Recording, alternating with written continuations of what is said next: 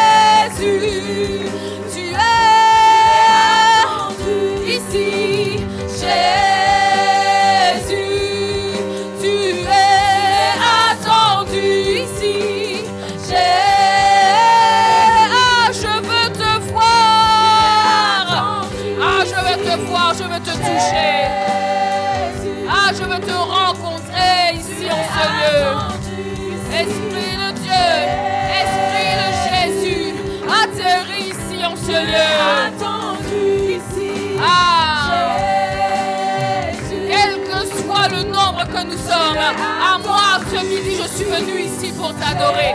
Je suis venu ici pour te rencontrer. Ah, ici, par la puissance de ton esprit, manifeste-toi. Ah, ici, Jésus, Oriamane.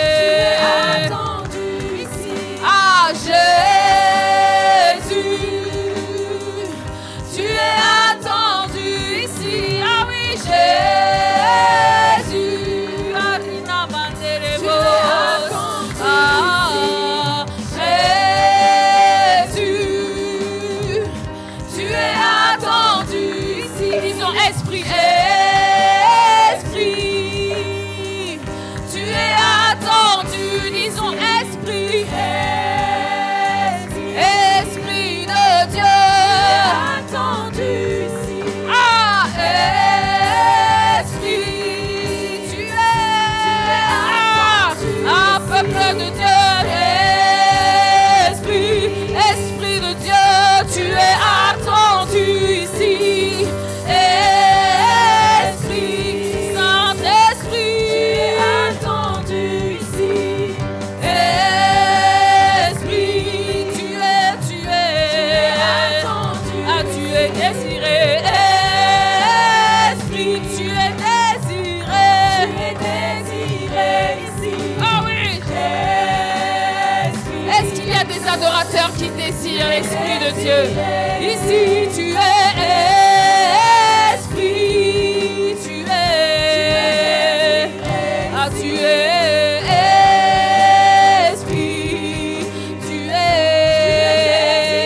Ah, tu es désiré. Ah, tu es désiré. Ah, tu es désiré. Ah, tu es désiré. Désiré ici. Esprit, ah oui, tu es désiré ici. Achaya, Prédérebosia, Dérébosaya. Tu es désiré ici. Oh, esprit, tu es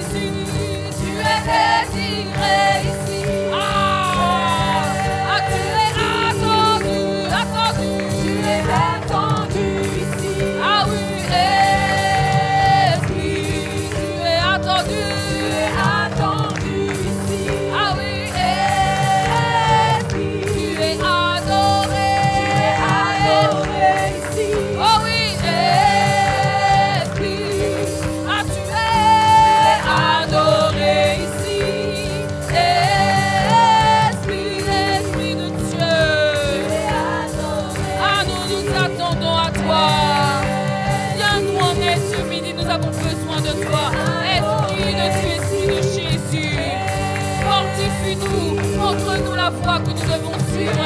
Esprit de vérité, tu es invoqué.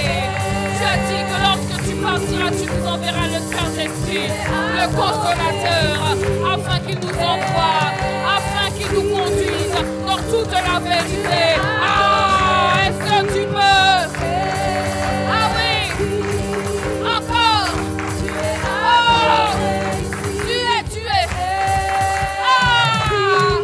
Oh, tu es.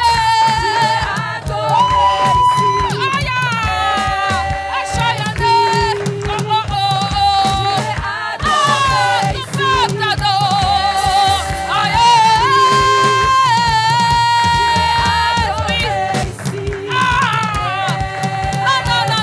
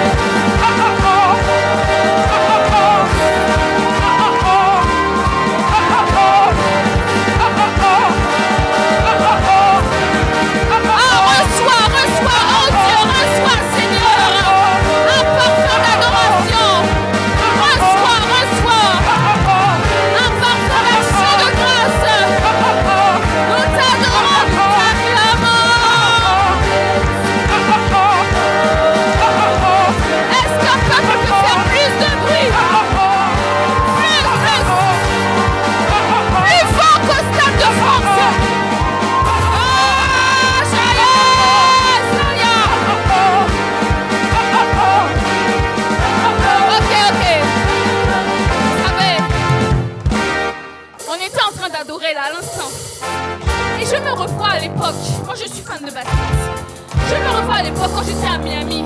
Je suis allée à l'Accor Arena. À l'époque, c'était encore LeBron James qui était le joueur à Miami Heat. Et quand on a dit LeBron, la salle a fait une standing ovation. Et quand je dis Jésus,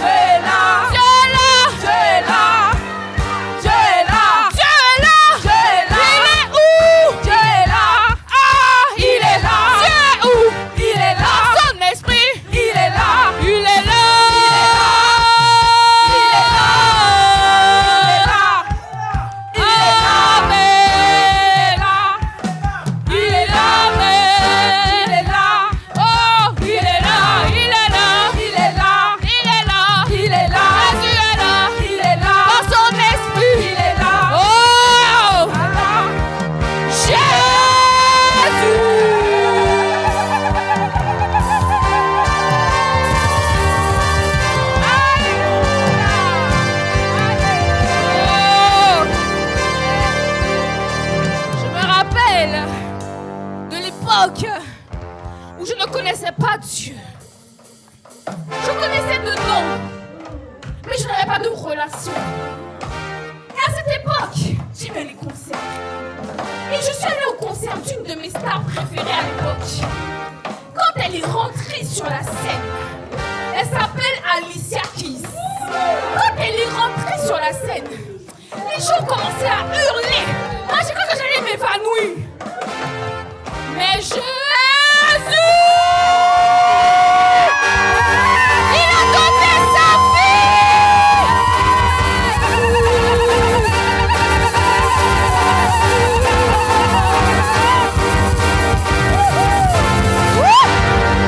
Tu vois, Alicia Keys n'a pas donné sa vie pour moi.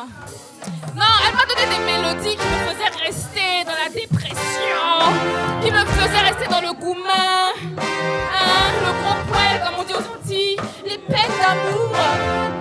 Mais Jésus le Christ, quand il est venu dans ma vie, la dépendance affective a disparu. Yes, c'est ça. La colère a disparu. La débauche a disparu. La dépression, la tristesse a disparu.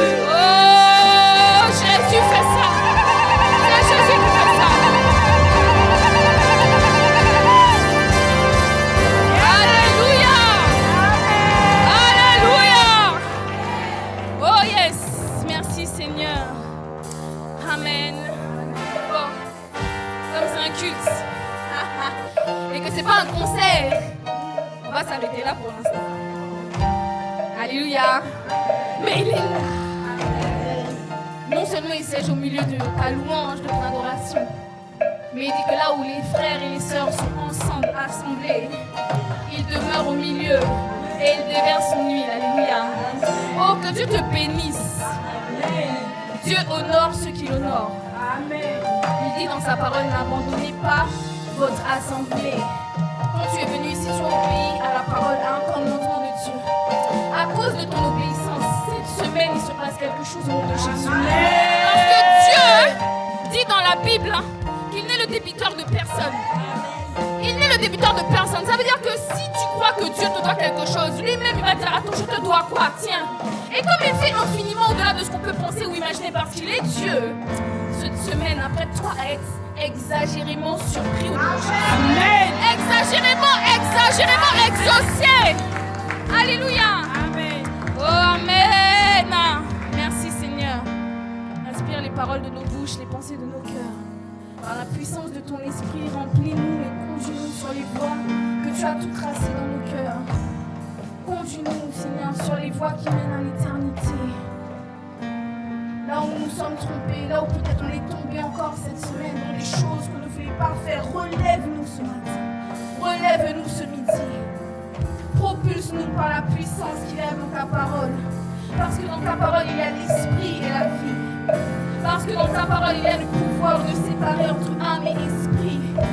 Parce que dans ta parole, il y a la vérité qui nous affranchit. Esprit de Dieu, fais ton ministère ce midi. Afin que nous expérimentions la liberté des enfants de Dieu au nom de Jésus. Alléluia, alléluia. Amen. Amen, amen. Merci Seigneur. Vous pouvez prendre place. Amen. Merci aux chantres. Merci Seigneur. Oh, c'était magnifique. Chaud, chaud, chaud. Ah! Non, moi franchement, j'étais tellement une spécialiste dans les concerts là. Franchement, en fait, dans le stade là, tu pouvais entendre le son de ma voix. C'est pour ça que je peux prêcher sans micro. C'est un don. Ma voix, c'est un don que Dieu m'a fait. Mais j'ai trop donné à Alicia Keys, hein? J'ai trop donné à LeBron James, à Miami, j'ai trop donné à... Qui j'ai été bon encore là? Miséricorde. Kassav, j'ai trop donné là-bas, c'est bon. Maintenant, je donne à quelqu'un qui a donné sa vie pour moi. Amen. Il s'appelle Jésus-Christ. Je ne méritais même pas son attention. Mais il a donné sa vie pour moi. Il a donné sa vie pour tous les êtres humains. Il n'a pas donné sa vie pour les chrétiens. La parole de Dieu dit que Dieu veut que tous les hommes soient sauvés. Alléluia. Merci Seigneur, merci Jésus. Merci. Merci Seigneur parce que c'est par toi que nous sommes reconfigurés, transformés. Seigneur, si je devais passer le micro à plusieurs personnes ici, on a des témoignages fracassants de transformation. Pas seulement de guérison dans les corps, il y a des guérisons dans les familles, des réconciliations. Il y a des réconciliations, des réparations de blessures dans les cœurs. Il n'y a que toi qui peux faire ça. Il n'y a que le Créateur qui peut réparer la créature. Seigneur, merci pour ta parole. Alléluia. Oh, l'atmosphère est chargée. L'atmosphère est chargée. Magnifique. Saint-Esprit. Ok, la famille. Alors donc, bonjour à tous. Quand je salue mon Dieu, j'ai du mal à redescendre des fois. Mais bon, comme vous êtes devant moi, je ne peux pas vous éviter. Donc, bonjour à toutes, bonjour à tous. Bienvenue à ICC Fontainebleau. Alléluia. Si c'est ta première fois ici, bienvenue à toi. Cette chaise-là, c'est ta chaise. Tu peux pas écrire ton nom dedans parce qu'on ouvre la salle. Mais cette chaise-là, c'est ta chaise. Amen. Ok, donc on est dans une série en ce moment qui s'appelle... Bon, il y avait quelqu'un qui n'était pas là la dernière fois. Est-ce que tu peux bien dire? Cette série-là s'appelle La bataille de l'image. Magnifique! La bataille de l'image. Oui, on peut acclamer le Seigneur. Donc tu as compris que la bataille de l'image, le passage de référence, c'est Genèse, le premier livre de la Bible. 1, 26. Genèse chapitre 1, verset 26. Tu le connais par cœur maintenant. Hein? Ça dit quoi? Ah, c'est écrit. Bon, ok, c'est pas grave. Lisons 1, 2, 3. Puis Dieu dit, faisons l'homme à notre image, selon notre ressemblance, et qu'il domine sur les poissons de la mer, sur les oiseaux du ciel, sur le bétail, sur toute la terre et sur tous les reptiles qui rampent sur la terre. Dieu créa l'homme à son image. Il le créa à l'image de Dieu. Ok, donc ça c'est le passage de référence. Et je te fais le répéter encore et encore pour que ça puisse bien rentrer. La répétition est pédagogique. Amen. Quand Dieu crée chacun de toi là, ici, là, quand il t'a créé avec un but, c'est qu'à travers toi, on voit son image.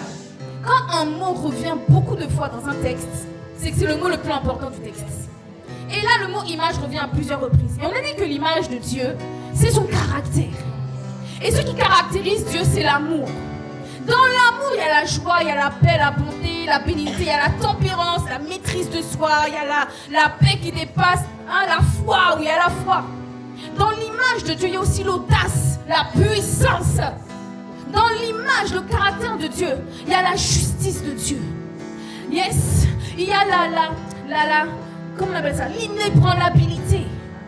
Hein? Il y a tout ça dans Dieu. L'audace, le courage, la puissance, la force, le conseil, la sagesse. La parole de Dieu appelle ça la sagesse infiniment variée de Dieu. On dit aussi la sagesse qui vient d'en haut. Parce qu'il y a une sagesse ici sur la terre. Les gens ont une intelligence, hein.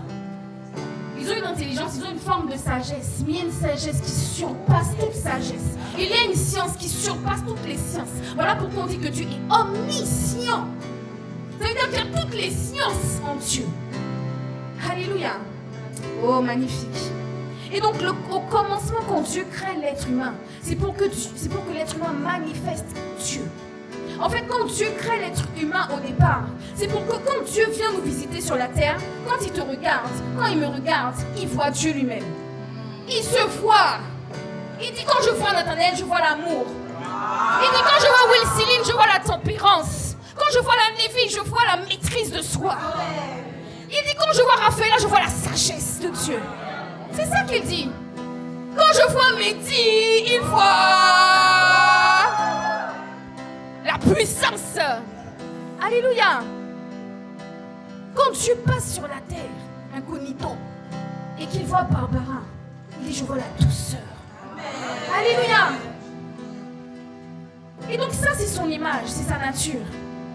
Mais lorsque Adam et Ève, on a vu, vont pécher, ils vont manger le fruit défendu, ils vont être séduits par Satan. Satan n'en a que faire de savoir s'ils ont kiffé la clémentine, s'ils ont bien aimé le goût de la mandarine. On n'a pas dit qu'est-ce que c'était comme fruit, on a dit que c'était un fruit. Donc que ce soit une pomme ou pas, on s'en fiche, on s'en désintéresse, ce n'était pas le but de Satan. Qu'est-ce qui était le but de Satan? Comme le but de Dieu, c'est de greffer en toi et de manifester son image. Donc il s'est dit, je vais copier Dieu. Et je vais faire en sorte que l'homme, à partir de maintenant, puisse manifester mon image. On appelle ça l'image de la bête.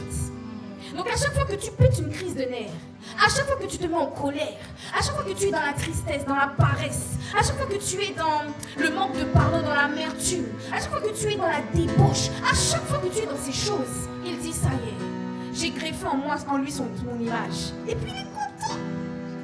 À chaque fois qu'il te fait passer une épreuve, vous savez, j'avais cette image-là, j'avais un entretien cette semaine, un couple qui a subi une épreuve terrible. Et quand ils ont eu cette épreuve-là, en fait, j'ai eu l'image de Satan. Satan, en fait, j'ai eu l'image de Satan qui s'est assis comme dans une salle de cinéma. Il a pris son paquet de popcorn. Il a envoyé une épreuve comme ça. Et puis il s'est assis avec le paquet de popcorn. Il a croisé ses jambes sataniques. Et puis il s'apprêtait à manger les popcorn. Sauf que, dis avec moi, sauf que. Le couple-là a manifesté l'amour de Dieu. Au lieu de manifester la haine, l'amertume, le rejet, au lieu de manifester la haine, au lieu de manifester la rancœur, au lieu de se bagarrer, au lieu de s'insulter, ils se sont pardonnés, ils se sont aimés, ils se sont réconciliés. Et en fait, j'ai eu la vision de Satan qui s'apprêtait à manger ses popcorn. Et puis là, il a fait... Mais qu'est-ce qu'ils font là? C'est pas ça que j'avais prévu. J'avais prévu qu'il se tape dessus. J'avais prévu qu'elle pleure jusqu'à ne pas finir. J'avais prévu qu'il culpabilise jusqu'à ce que Jésus revienne. Mais il a échoué. Alléluia! Et c'est ce qu'il va faire dans ta vie au nom de Jésus. Amen! Oh yes! Lorsque tu vas passer les épreuves dans la vie, tu vas réussir au nom de Jésus. Amen. Et si cette semaine, après avoir entendu les messages des 4 autres épisodes, mais que tu es quand même tombé, la Bible dit, 7 fois le juste tombe, Dieu le relève. Amen. Dieu le relève. Amen. En fait, Dieu ne nous juge pas. Dieu ne nous juge jamais. En fait, tant qu'on ne sera pas au jour du jugement dernier final, il n'y a pas de jugement. Ce sont les religieux qui jugent. Ce sont les religieux qui te font passer pour un pauvre petit pécheur. PPP, pauvre petit pécheur. Pauvre petit pécheur, tu as encore péché, tu vas te flageller. Ils n'ont rien compris de Dieu. Ils n'ont rien compris de Dieu. Dieu est amour. L'amour qui pardonne tout, qui supporte tout, qui croit tout, qui espère tout. Ça, c'est Dieu. Et tant que tu respires sur la terre des vivants, ça, c'est Dieu. Alléluia. Donc quand ils ont mangé, oui, on peut acclamer le Seigneur. Pour son amour, oh yes. Pour la patience de Dieu. En fait, des fois quand je rends grâce à Dieu pour qui il est, pour sa patience, pour sa fidélité, je me dis en fait, il n'y aura jamais assez de temps sur la terre pour te dire merci assez. J'ai dit, mais même quand on sera enlevé et qu'on sera dans l'éternité, j'ai dit même l'éternité entière, l'éternité ne suffit pas pour te dire merci à la hauteur de ton amour, mon Dieu. Amen. À la hauteur de ta patience envers nous. Et ça n'a rien à voir avec les titres. Ça n'a rien à voir avec la connaissance de la parole. Alléluia. Dès que tu reçois Jésus-Christ, il y a un truc qui se passe. Il dit à ceux qui ont cru, à ceux qui l'ont reçu, je leur ai donné le pouvoir de devenir enfants de Dieu. Tous ceux qui reçoivent Jésus-Christ, l'Esprit de Dieu, parce que Dieu est Esprit, vient à l'intérieur de cette personne. Et c'est cet Esprit qui va lui donner la capacité d'agir, de faire, de penser comme Dieu. Amen. Magnifique. Donc le but des épreuves, on l'avait dit, les crash tests de la vie, à ton travail, toi seul dans ta maison, avec ta famille, ton père, tes frères, tes enfants, les tests, les épreuves que tu peux avoir sont faits en fait pour révéler qui est à l'intérieur de toi. Qu'est-ce qui sommeille à l'intérieur de toi? Est-ce que c'est la bête du mensonge? Est-ce que c'est la bête de la tristesse, de la colère, de la haine, de l'amertume? Est-ce que c'est la bête de l'impureté sexuelle? Est-ce que c'est la bête de l'alcoolisme, de l'addiction à la drogue, aux jeux vidéo? Est-ce que c'est la bête de l'amertume, du manque de pardon? Ou est-ce que c'est l'image de Christ qui va sortir de toi dans l'épreuve?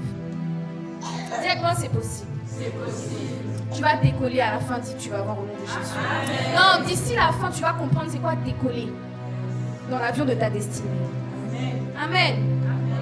Donc, le diable ne vise pas, on a dit, ton compte bancaire. Il ne vise pas ta famille. Il ne vise pas tes enfants. Il vise ton cœur. Il vise ton image. De la même manière que Dieu vise ton image. Quand Dieu t'a créé et quand Dieu vient sur la terre pour venir te visiter, il dit, j'espère que quand je vais passer la voir, même dans l'épreuve, elle va me refléter. Qu'il va me refléter. Alléluia. C'est ce que Jésus nous montre à plusieurs reprises. En fait, tout le ministère de Jésus, c'est que ça. On a vu que pourquoi c'est important de manifester le Christ, c'est parce que toute la création et toutes les créatures sont soumises au Créateur. Il y a un Créateur unique qui a créé toutes choses. Et donc toute chose est soumise à lui et à son autorité. Donc quand l'autorité est vue à l'intérieur de toi, toute chose se soumet devant toi. Alléluia. Et on a vu, je vais prendre un exemple, parce que franchement, des exemples avec Jésus, il y en a tellement. Il y en a tellement que je crois que c'est Jean qui a dit que si on devait écrire tous les exploits de Jésus, il n'y aurait pas assez de livres. Il a dit qu'il n'y aurait pas assez de papier. Tu t'imagines, ce qu'on voit dans la Bible là, c'est même pas 0,00001% de tout ce que Jésus a fait. My God. My God! Oh my God! Magnifique. Mais bon, je vais te donner un exemple quand même. Jésus, à un moment donné, il se retrouve en pleine tempête, dans un bateau. J'ai Jésus dans mon bateau. J'ai Jésus dans mon bateau. Même dans la tempête et même dans les vagues, Jésus dort au fond du bateau. Même dans la tempête, au milieu des vagues, Jésus dort. Il dort. Il dort. Il n'est pas paniqué. Il n'est pas stressé. Il dort. Bon, le symbole de dormir, c'est qu'il est en paix. En fait, quand Jésus dort dans la barque, c'est Marc 4, quand Jésus dort dans la barque en pleine tempête, il est en train de passer un test. Il est en train de passer le test du stress, de la panique. Il est en train de passer le test de son opposé, si on veut, la paix. Le test de la paix. La preuve, il dormait. Il était tellement zen, tellement en paix. Il dormait en fait. Donc ça veut dire qu'il y a des tempêtes que tu traverses. Il faut que tu sois en paix. Tant que tu n'es pas en paix, ne fais pas la suite. Il dormait à la poupe sur le coussin. Il le réveillait. Donc les disciples de Jésus paniquaient. Maître, ne t'inquiètes-tu pas de ce que nous mourions? S'étant réveillé,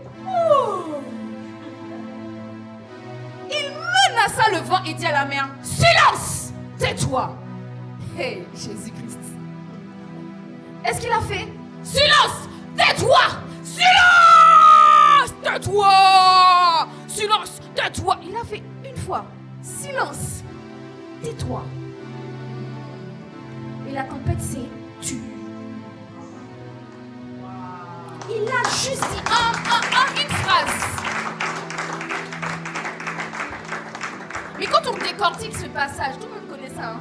Enfin, la majorité d'entre vous connaissent ce passage. Mais il y a une leçon. Dis quoi, il y a une leçon. Ne prends pas autorité tant que tu n'es pas dans la paix. Tant que tu n'as pas réussi le test de la paix, de l'amour, de la joie, de la tempérance, de la foi, ne prends pas autorité. C'est pas la peine, puisque tu ne manifestes pas Christ.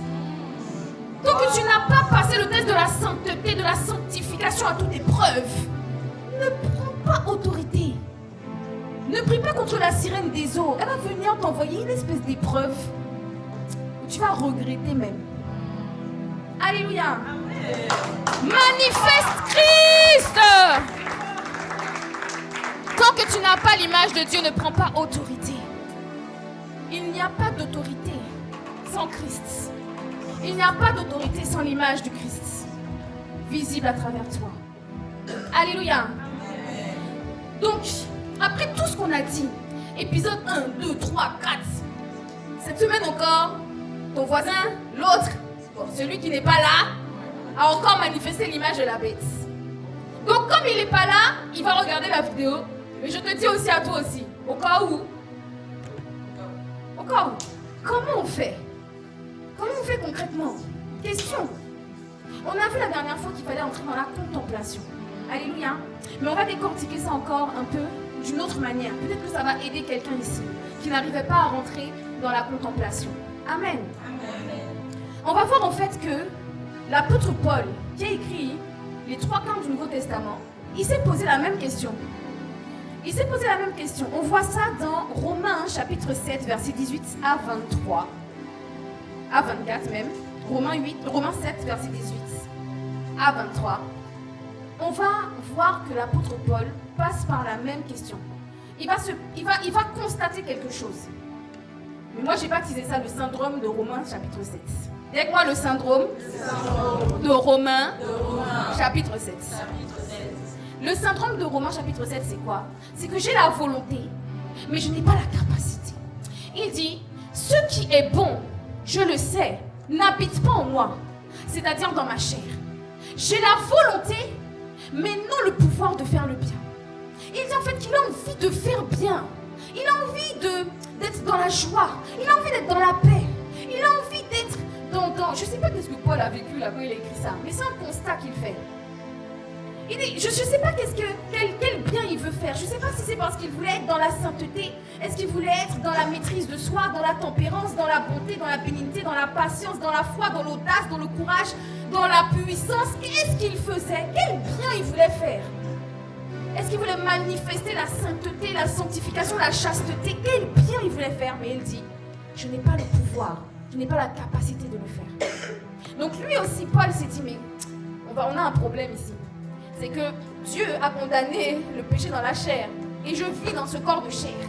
Et donc, à l'intérieur de moi, il y a une loi, tu peux passer, il y a une loi à l'intérieur de moi qui fait en sorte que je ne fais pas le bien que je veux. Et je fais le mal que je ne veux pas.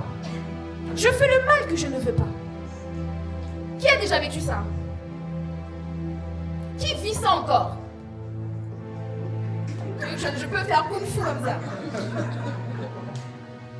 Le mal puré que j'ai pas envie de faire, je le fais. Et le bien que je veux faire, je n'arrive pas à le faire. Ensuite, il dit, si je fais ce que je ne veux pas, ce n'est plus moi qui le fais, c'est le péché qui habite en moi. Là, vous voyez, Paul a une conscience qui est forte. Il y a une différence entre qui il est et ce qu'il fait. Ok? Ce n'est plus moi qui le fais, c'est le péché qui habite en moi. Donc en gros, il est en train de dire, moi j'ai donné ma vie à Jésus. Donc je suis enfant de Dieu. En tant qu'enfant de Dieu, je suis saint. Mais il y a un mal à l'intérieur de moi qui me pousse à faire des choses qui ne sont pas saintes. Mais ce n'est pas moi, c'est le péché. Oh my God, quelle conscience. Ensuite, il dit quoi?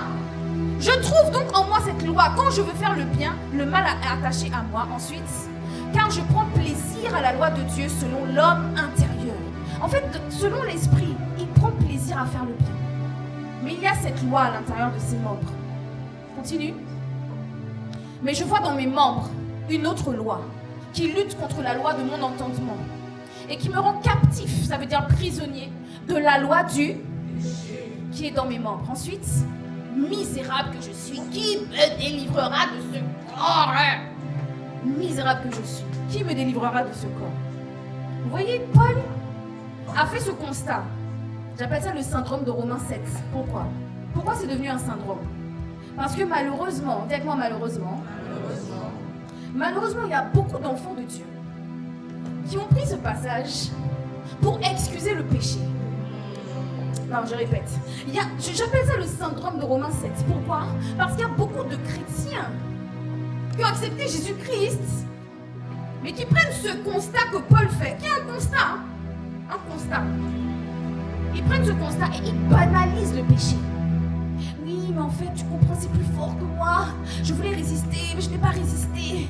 Il y a cette femme à mon travail, je suis mariée, mais elle me séduit. Je n'ai pas résisté à lui envoyer des petits messages. On a juste envoyé des petits messages.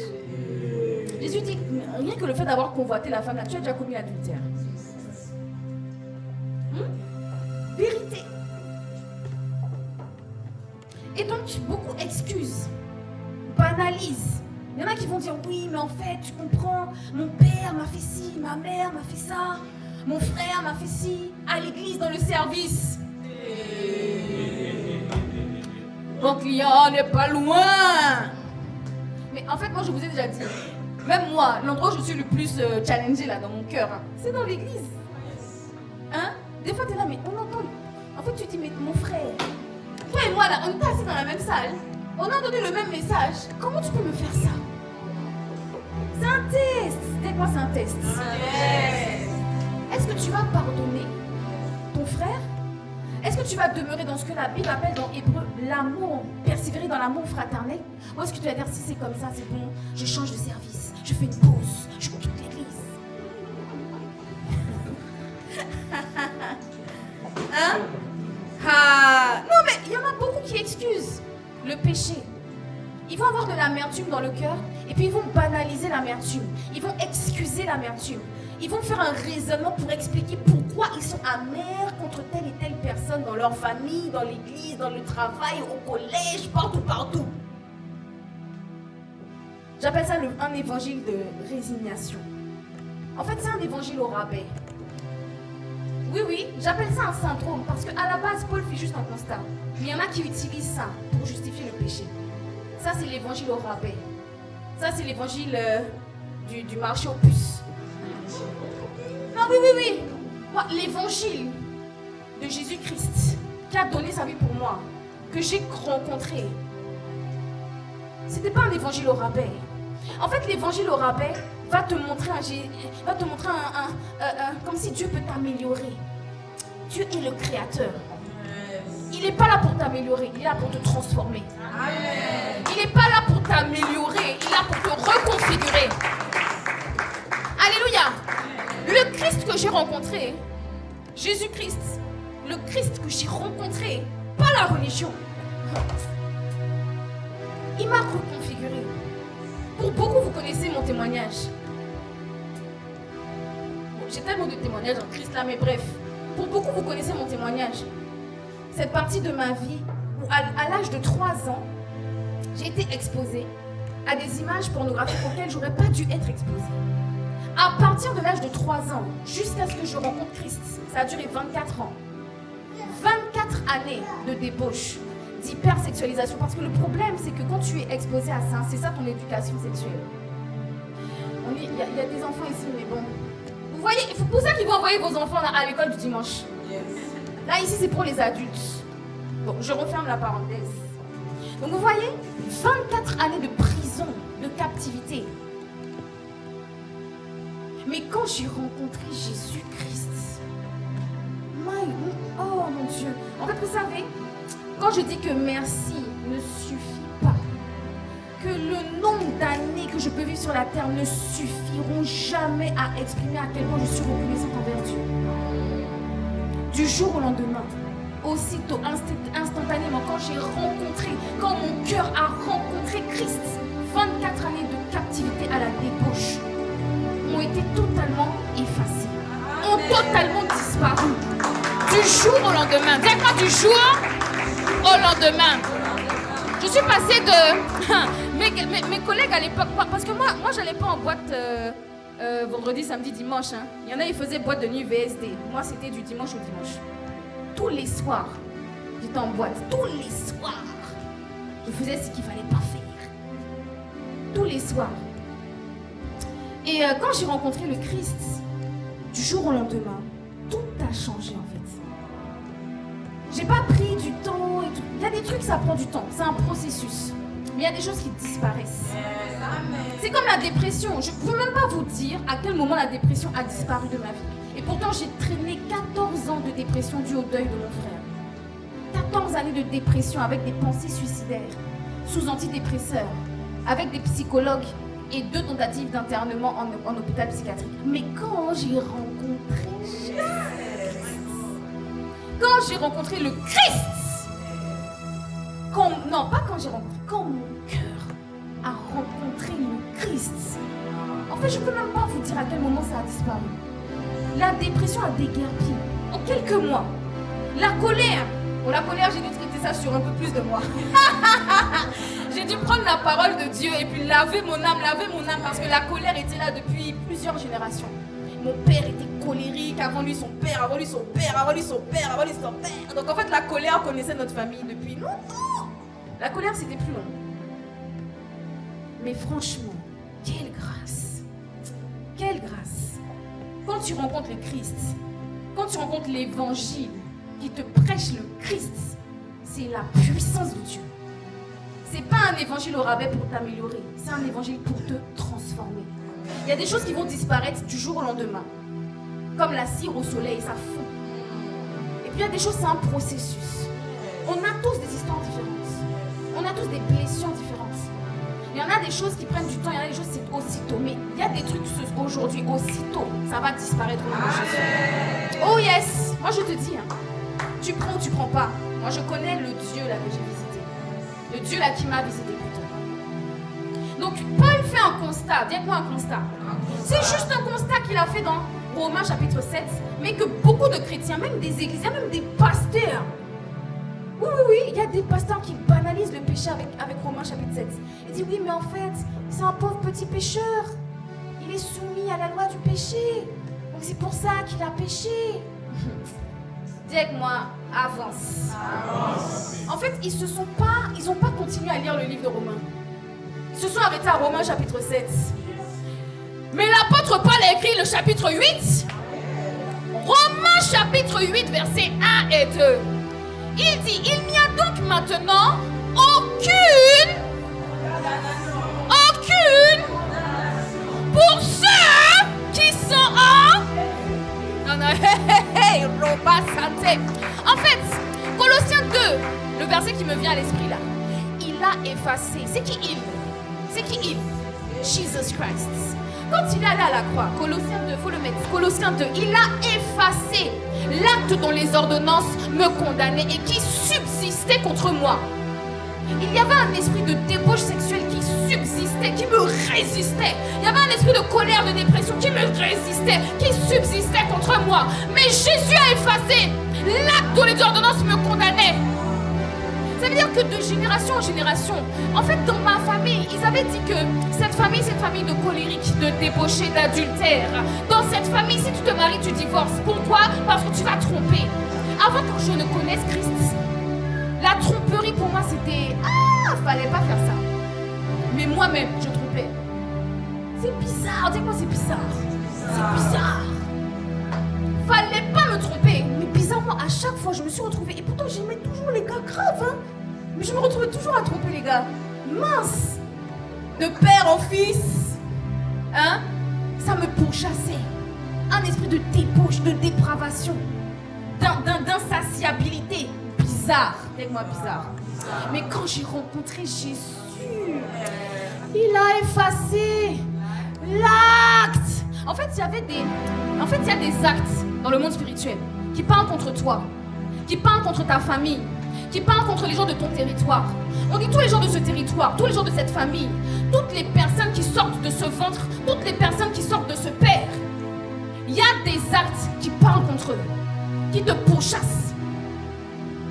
Mais il a effacé l'acte dont les ordonnances nous condamnaient et qui subsistait contre nous.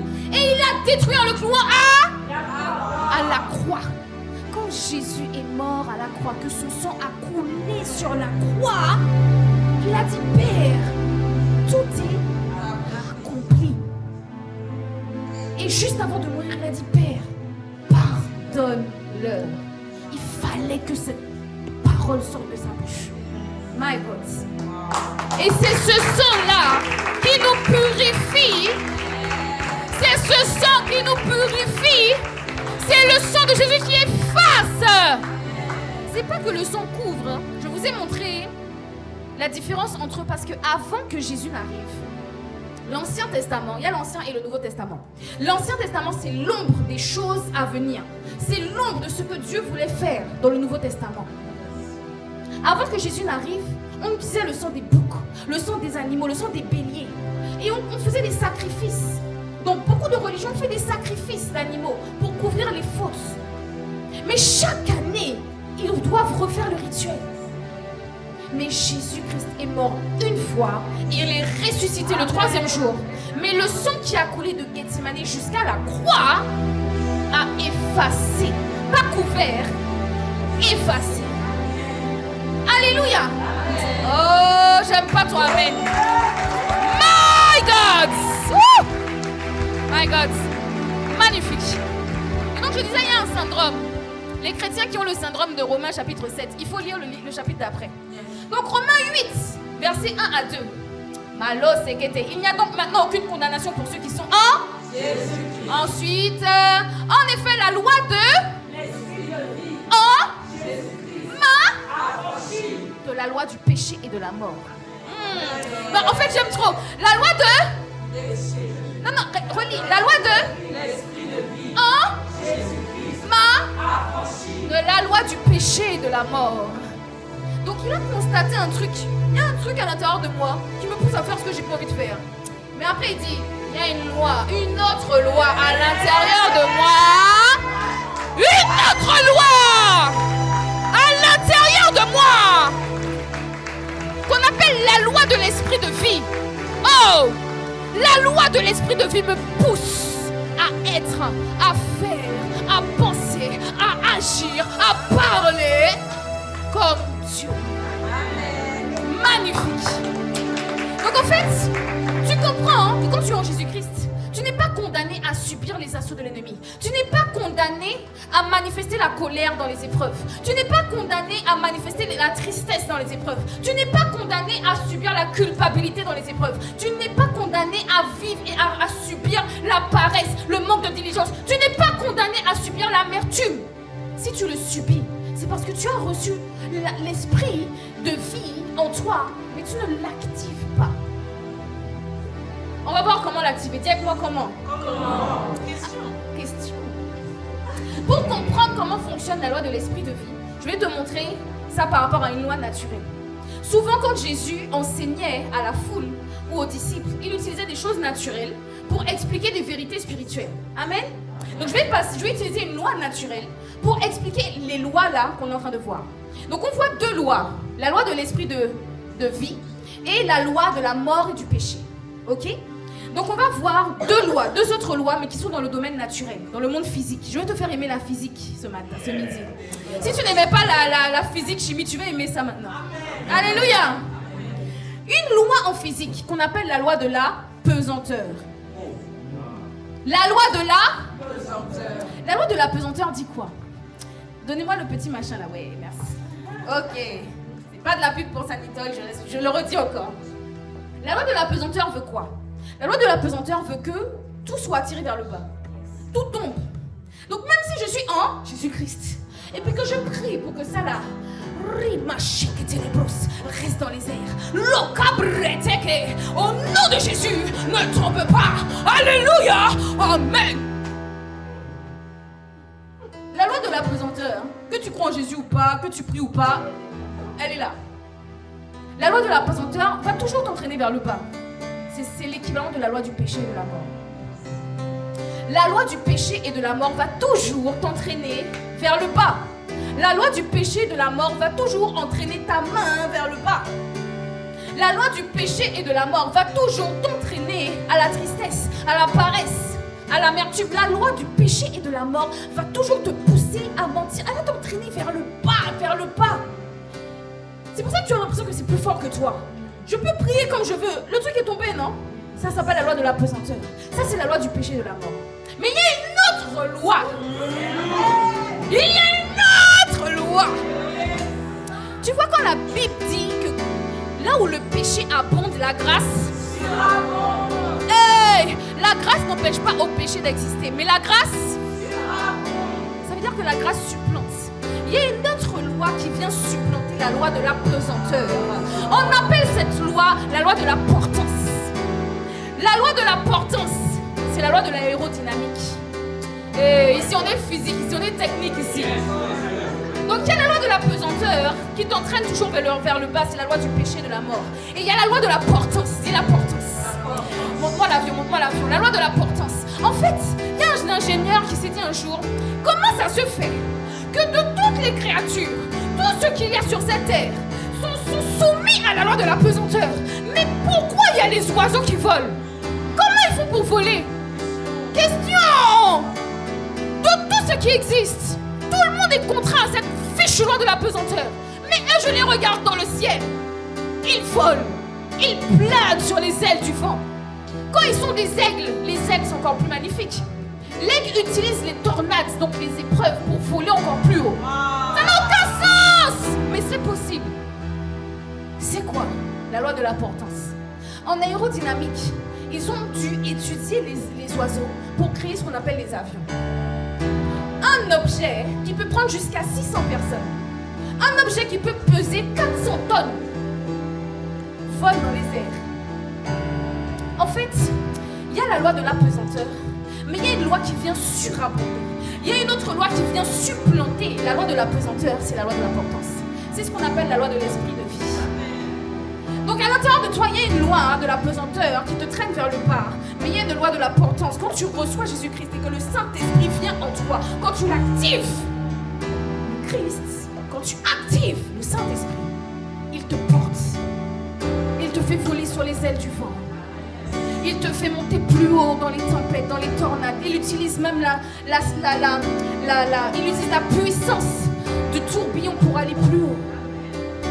Alléluia. Magnifique. Donc en fait, il y a 2 lois. Dis avec moi, il y a 2 lois. Ces 2 lois ne s'annulent pas. Ça veut dire que la loi de l'esprit de vie n'empêche pas à la loi du péché et de la mort d'exister. Mais il y a les 2. Sauf qu'il y en a une qui est supérieure. Il y en a une qui est supérieure. Amen. Romains 8:2 est supérieur à Romains 7. Amen. Oh yes. Amen. En fait, c'est un changement de régime.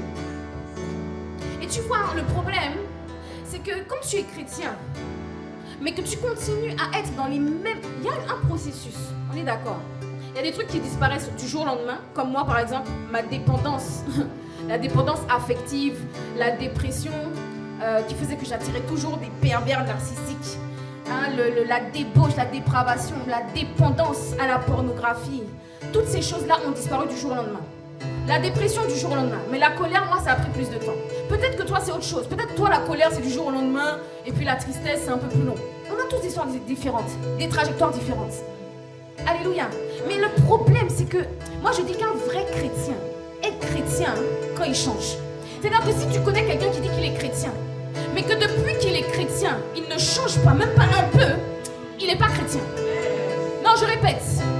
Je vous ai toujours dit ici à Fontainebleau, vous voyez quelqu'un qui dit qu'il est chrétien, mais depuis qu'il dit qu'il est chrétien, il est toujours dans la même colère, la même débauche, la même dépression. Il n'est pas chrétien. Parce qu'en fait, quand ton cœur rencontre Christ, Christ te transforme.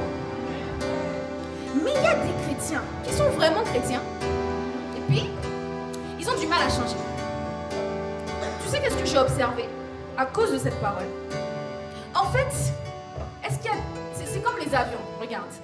Est-ce que tu n'as jamais vu un avion au sol? Tu as déjà vu des avions au sol? Donc un avion peut être au sol, mais un avion peut être dans les airs en même temps. Aussi. De la même manière, il y a des chrétiens, ils sont vraiment chrétiens, mais ils restent au sol. C'est-à-dire qu'à la base, ils étaient des chenilles, et puis quand ils ont rencontré Christ, ils sont transformés en papillons. Mais ils ont gardé le comportement de la chenille. Le mindset de la chenille. Ils continuent de ramper avec leurs petites pattes de papillon au lieu de déployer les ailes et de partir. Un papillon est capable de parcourir plusieurs continents. Mais lui, il reste sur la même petite plante. Comme une chenille. Donc il y a des chrétiens qui n'ont pas conscience de la métamorphose qu'ils ont eue quand ils ont accepté le Christ. Et donc ils sont comme des avions qui restent cloués au sol. Mais de quoi a besoin l'avion pour décoller? Bon, il a besoin du kérosène, c'est vrai, donc il a besoin de l'essence. Il a besoin de la vitesse. En fait, ce qui fait décoller l'avion, c'est la vitesse. C'est la vitesse et c'est la façon dont les ailes sont dessinées et déployées. Ok? C'est tout ça qui fait que l'avion va être porté. La vitesse, c'est l'équivalent du mouvement de l'esprit. En fait, si tu ne suis pas le mouvement de l'esprit, tu vas rester comme un avion bloqué au sol. Tu vas rester comme une chenille, comme une chenille, alors que tu es un papillon. Dis avec moi, c'est quoi le secret? Comment on fait pour activer le décollage? Comment on fait pour activer le décollage?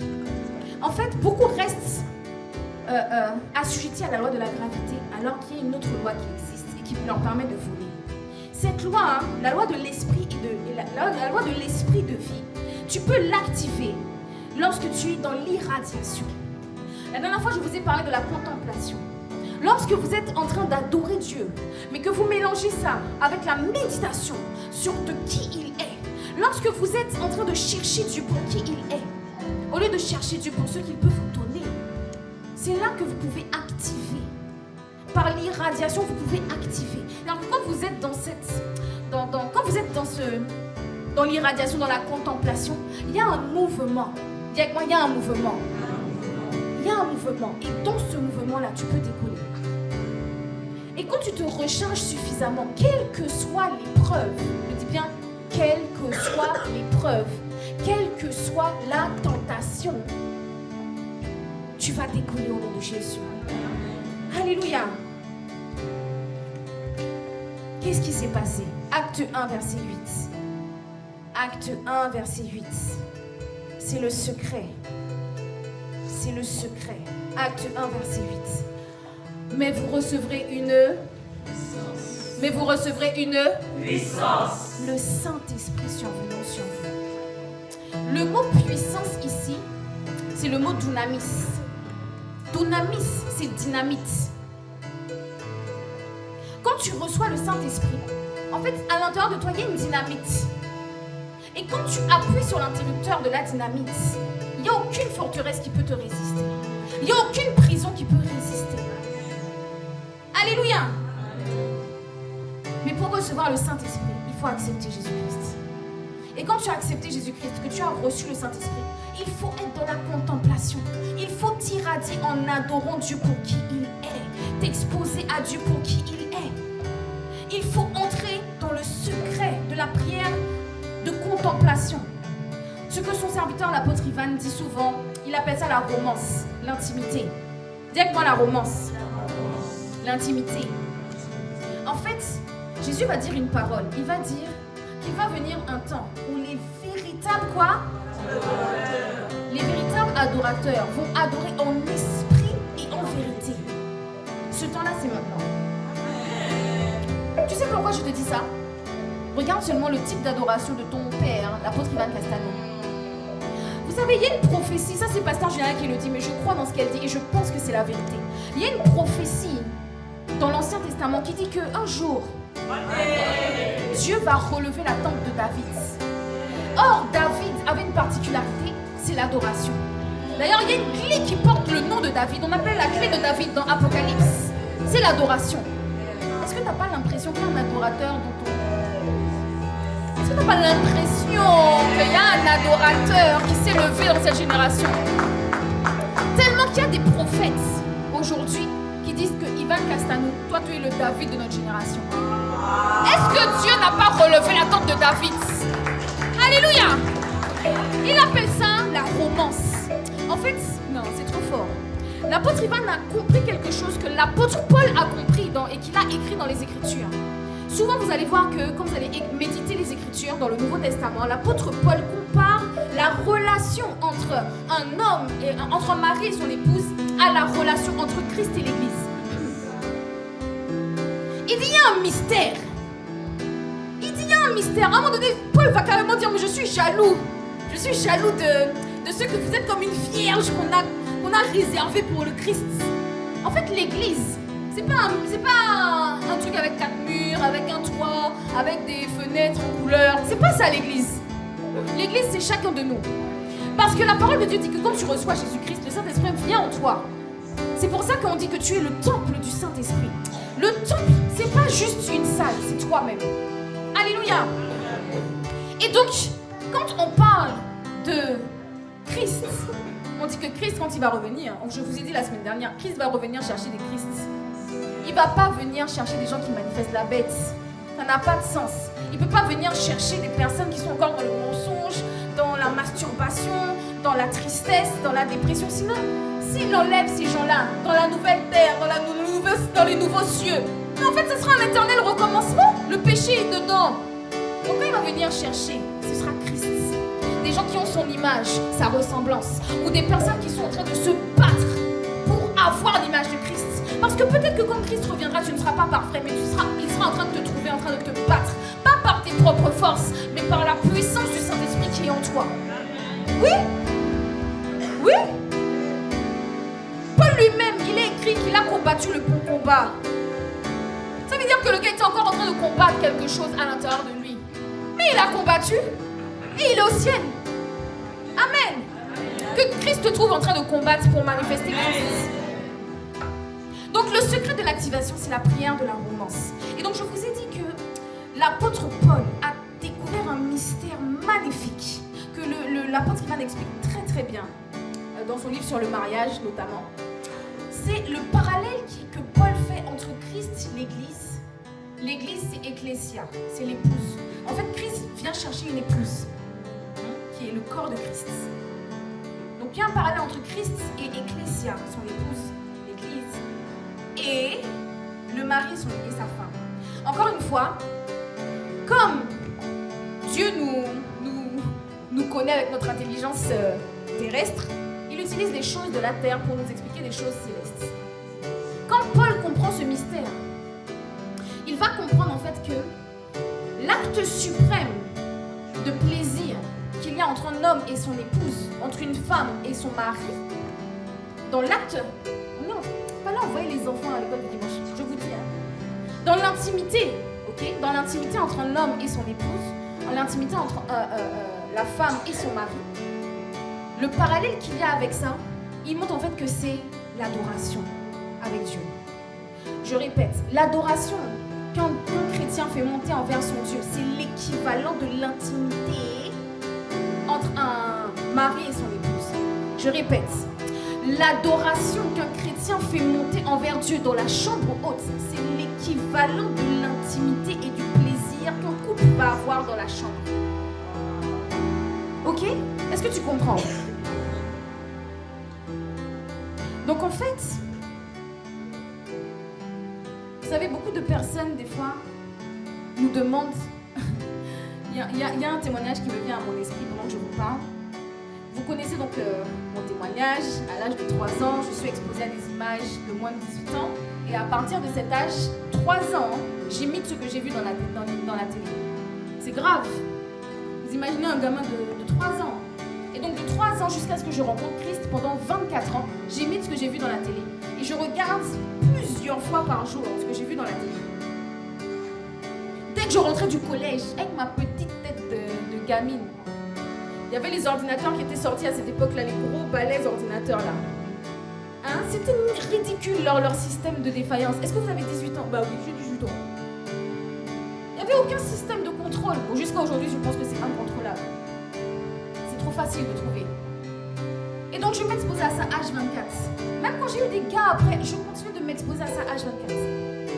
Mais quand j'ai connu Christ, je vous dis que ça a disparu. Ça a tellement disparu que le jour de mon baptême, devant plus de 800 personnes, j'ai témoigné. J'ai dit oui, j'étais dans la masturbation, la pornographie, je suis ma délivrée, tu m'as vu. Non, parce que c'est toujours les gars qui témoignent de ça. On n'avait jamais vu une petite nana là, avec mon petit visage, témoigner de ça. Mais tellement que j'étais délivrée de la honte. Oh my god, j'avais trop envie de témoigner. Après ça, il y a plein de jeunes filles qui sont venues me voir. Oui, en fait, comment tu as fait? J'ai rencontré Christ. Oh!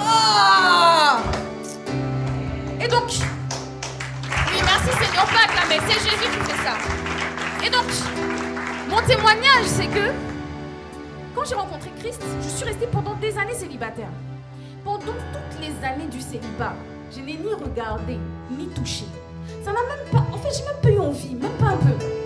C'est-à-dire que quand j'ai connu Christ, ce truc-là, parce que quand tu es dans ce péché-là, ça dégrade ton estime personnelle.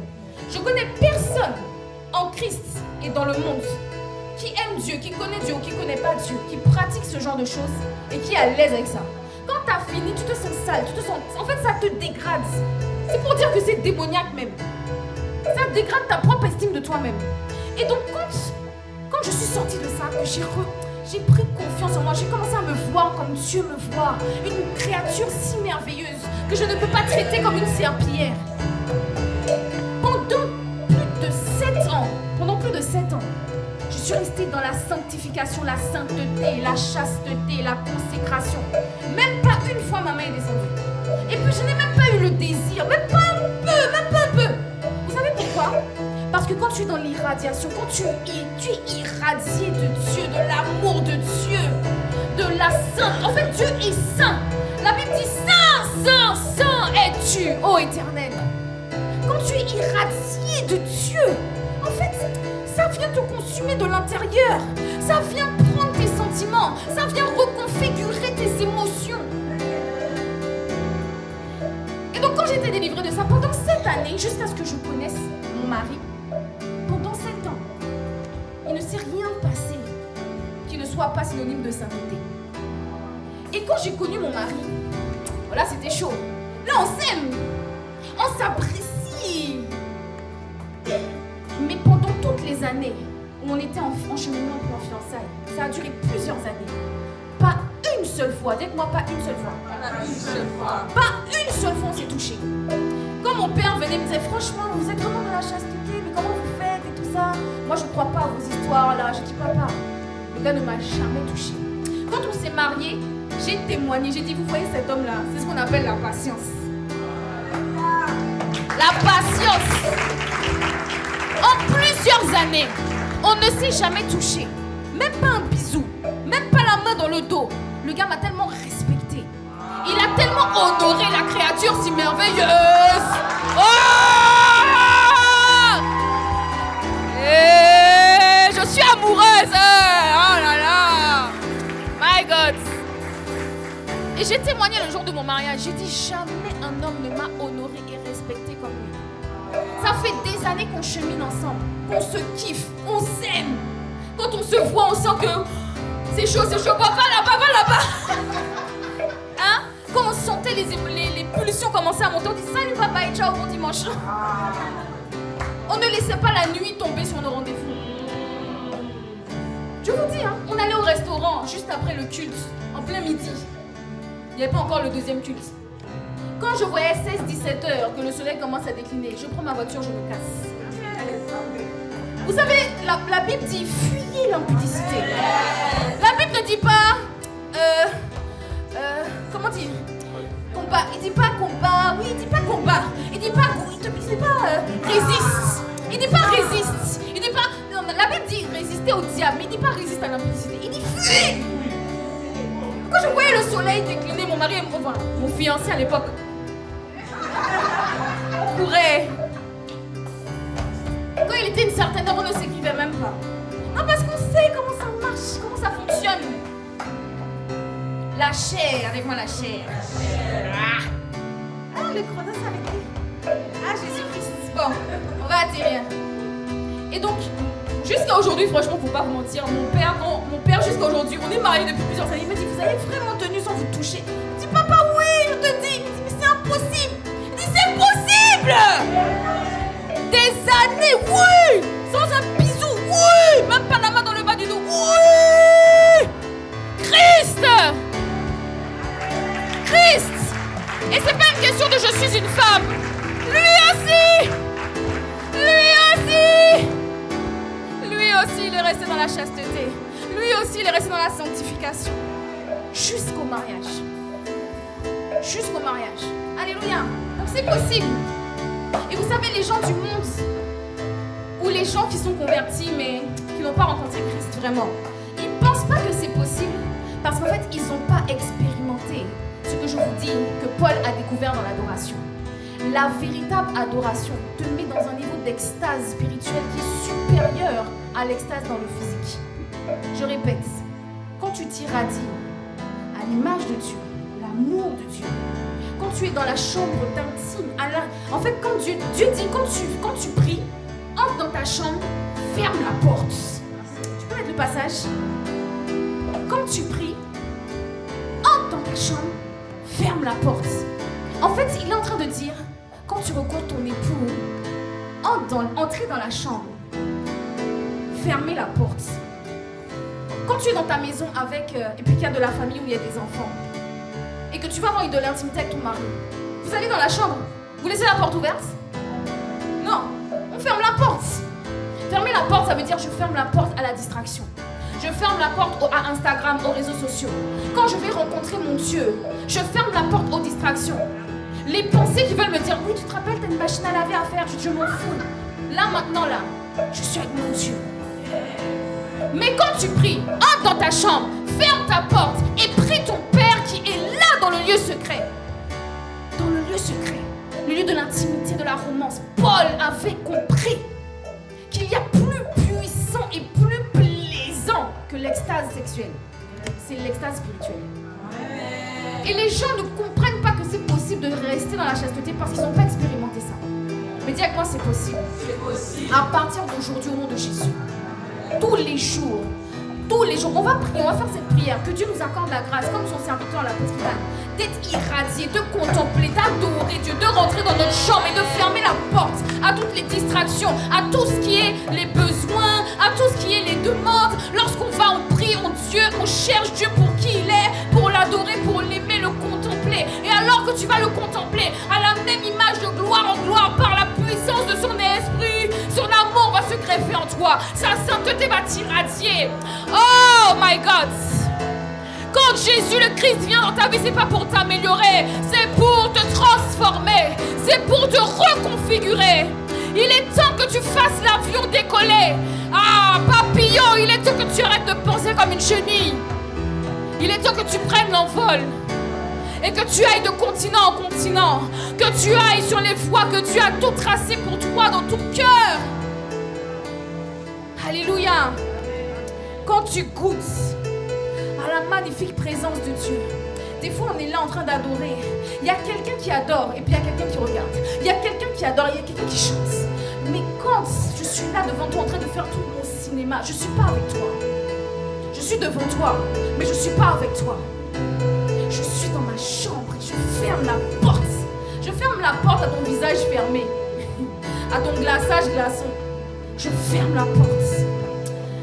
Oh, merci Seigneur. Présence de Dieu,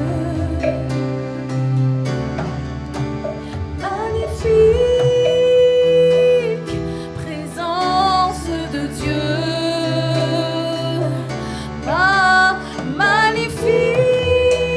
magnifique. Présence de Dieu, magnifique. Présence de Dieu. Ah oui, maman. Magnifique. Présence de Dieu. Magnifique. Oh, magnifique. Présence de Dieu. Ah, ah, magnifique.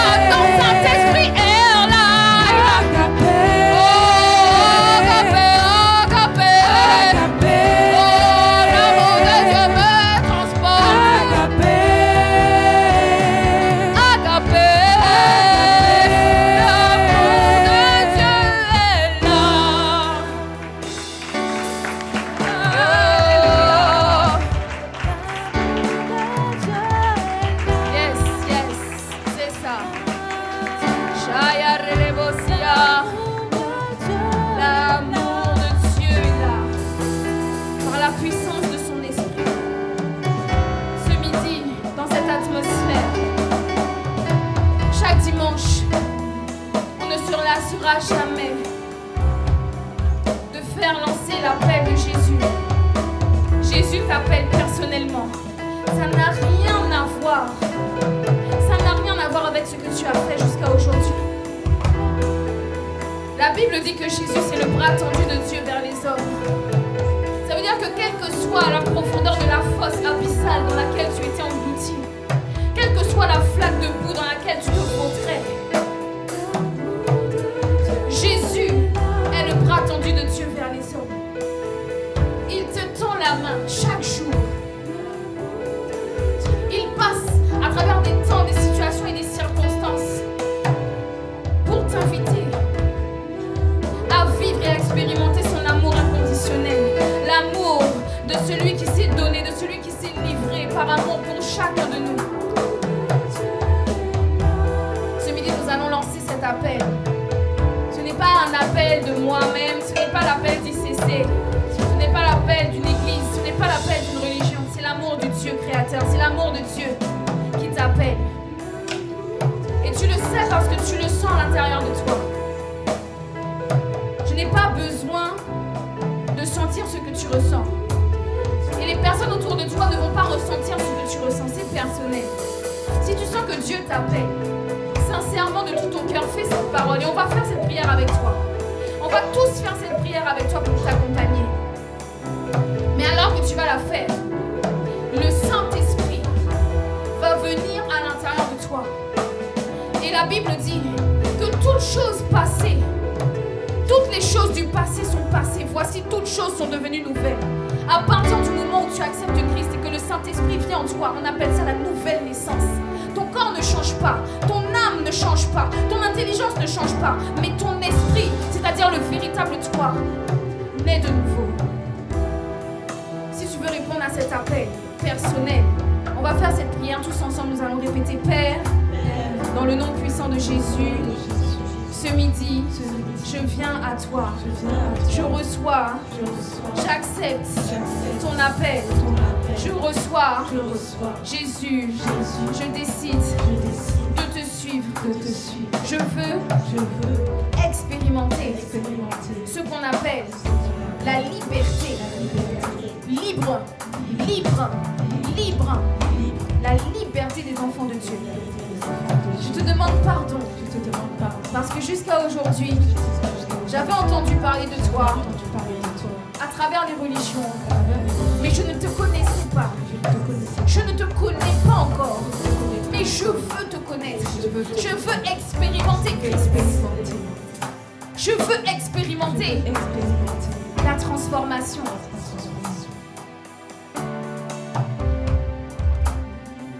Pardonne-moi, Seigneur, pour mes péchés. Accepte-moi dans ton royaume.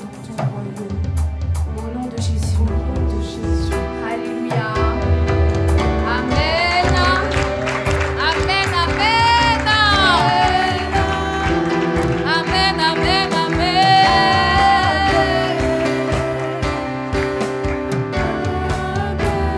Alléluia. Amen. Si tu sens que Dieu t'a appelé personnellement, sache que nous tous, nous qui avons accepté le Christ, on a tous entendu cet appel. Une fois au moins, on a entendu cet appel. On a décidé de dire oui à cet appel. On a décidé de décrocher l'appel. Et tous ceux qui ont fait le choix de décrocher cet appel, sincèrement, de tout leur cœur, ont connu ce qu'on appelle une transformation. Il y en a qui sont encore en processus, mais tout le monde peut témoigner de ce que Jésus a fait pour lui depuis qu'il a accepté. N'importe qui ici, même en un jour. Si tu veux accepter Jésus, il suffit juste de lever la main. Si tu as fait cette prière pour la première fois sincèrement, que tu reçois Jésus dans ton cœur, lève la main, on va prier pour toi.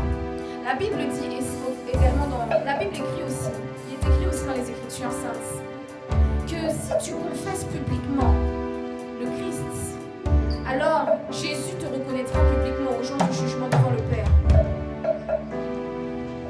Alors n'aie pas honte, ne sois pas gêné, c'est personnel. Lève la main. Si tu sens que Jésus t'a appelé ce midi, cet après-midi, lève la main. Alléluia, magnifique. Je vois une main levée, magnifique.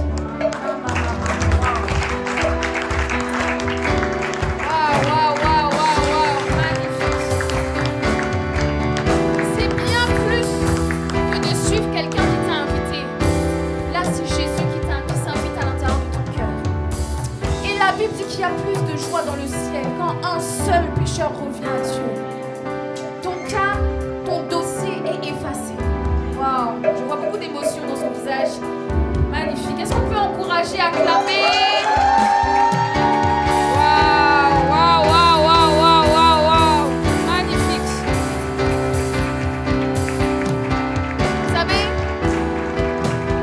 tout le monde ne pleure pas forcément le jour de sa nouvelle naissance. Mais quand tu pleures, il n'y a pas de problème. Moi, personnellement, le jour de ma nouvelle naissance, j'ai pleuré tellement que la dame qui devait me parler à la fin, je ne comprenais rien ce qu'elle... Je comprenais rien de ce qu'elle me disait, tellement j'étais là.